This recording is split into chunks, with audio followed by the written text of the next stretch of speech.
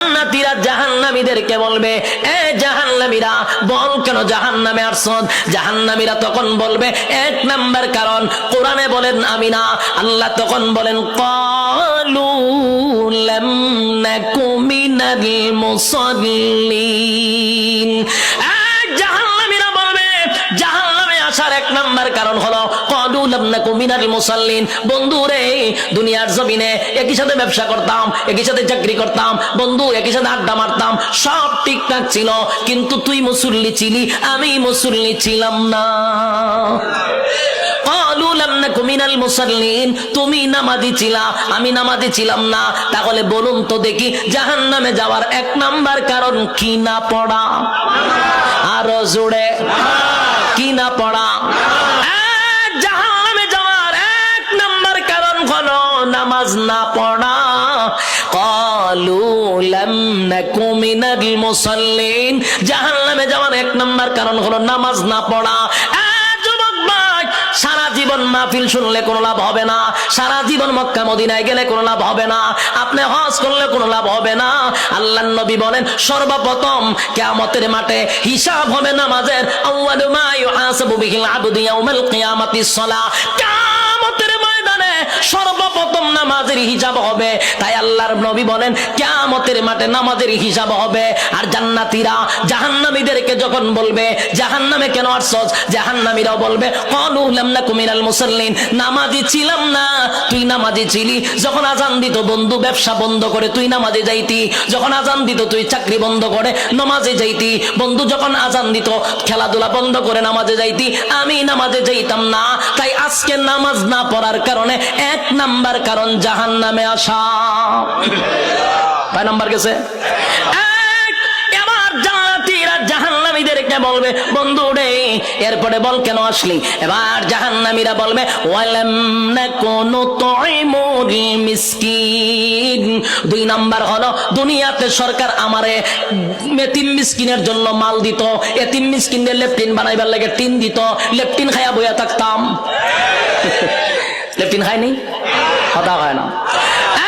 সরকার আমারে লেফটিনের জন্য, গরিব গুড়াকে বানায়া দেওয়ার জন্য টাকা দিত, লেফটিন খাইতাম।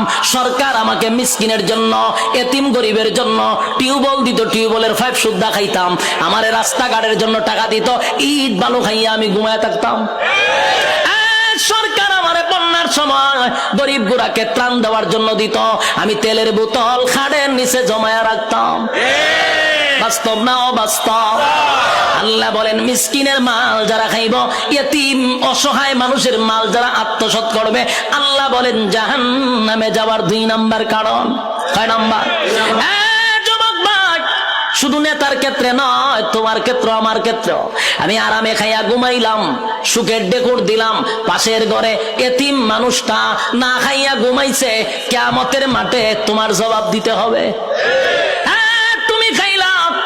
পাশের ঘরের মানুষটা আজকে খাইলো না অভাবের কারণে, আল্লাহ কয় জবাব দিতেইব।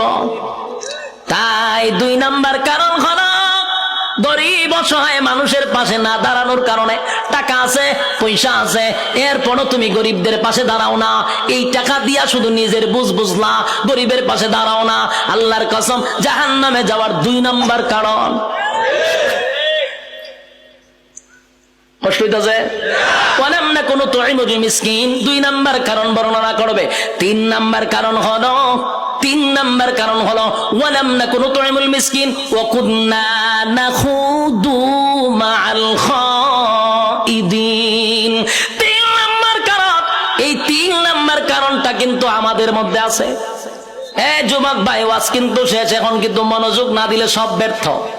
আল্লাহর কসম, একটু মনোযোগ দেন, একটু মনোযোগ দেন। এখন যদি মনোযোগ না দেন, এতক্ষণ ওয়াজ শোনা অনর্থক হয়ে যাবে। আবারও বলছি, প্রথম নাম্বার কিসের জন্য? জাহান্নামে। তাহলে ঘুমায়া ঘুমায়া মিলাইবেন জাহান্নামে যাওয়ার চার কারণ। আপনার মধ্যে কয় কয় কারণ আছে? মিলাইতে পারবেন না?